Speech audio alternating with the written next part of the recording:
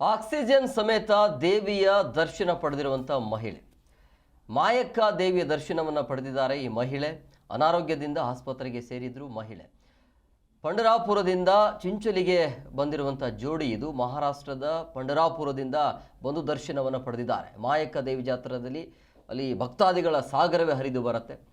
So ಅನಾರೋಗ್ಯವನ್ನು ಧಿಕ್ಕರಿಸಿ ಆಕ್ಸಿಜನ್ದೊಂದಿಗೆ ಆ ಮಾಯಕ್ಕ ದೇವಿಯ ದರ್ಶನವನ್ನು ಪಡೆದಿರುವಂಥ ಮಹಿಳೆ, ಅದನ್ನು ಕೂಡ ನೀವು ನೋಡ್ತಾ ಇದ್ದಂದರೆ ಏನು ಹೇಳೋದು, ಇದಕ್ಕೆ ದೇವರ ಮೇಲೆ ಅಷ್ಟೊಂದು ನಂಬಿಕೆ, ಭಕ್ತಿ ಮುಂದೆ ಅನಾರೋಗ್ಯ ಯಾವುದೂ ಲೆಕ್ಕಕ್ಕೆ ಬರಲ್ಲ ಅಂತ ಪಂಡರಾಪುರದಿಂದ ಚಿಂಚೋಳಿಗೆ ಬಂದಿರುವಂಥ ಈ ಒಂದು ಜೋಡಿಯನ್ನು ನೀವು ನೋಡ್ತಾ ಇದ್ರಿ. ಸದ್ಯ ಎಲ್ಲ ಕಡೆ ವೈರಲ್ ಆಗ್ತಾ ಇರುವಂಥ ದೃಶ್ಯ ಇದು.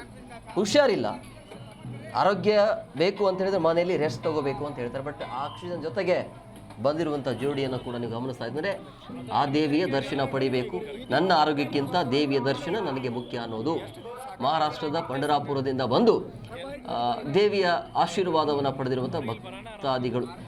ಅಂದರೆ ಕೆಲವೊಮ್ಮೆ ಇದ್ದಕ್ಕಿದ್ದಾಗೆ ದೇವಸ್ಥಾನದಲ್ಲಿ ನುಗ್ಗುಲಾಗುತ್ತೆ, ಅಲ್ಲಿ ಸತ್ತಿರುವಂಥ ಉದಾಹರಣೆ ಕೂಡ ಇದ್ದಾವೆ. ಬಟ್ ಅದು ಏನೇ ಆದರೂ ಕೂಡ ಬಟ್ ಆ ನಂಬಿಕೆ ಇದೆಯಲ್ಲ, ಆ ನಂಬಿಕೆಯ ಮೇಲೆಗೆ ಬಂದಿರುವಂಥ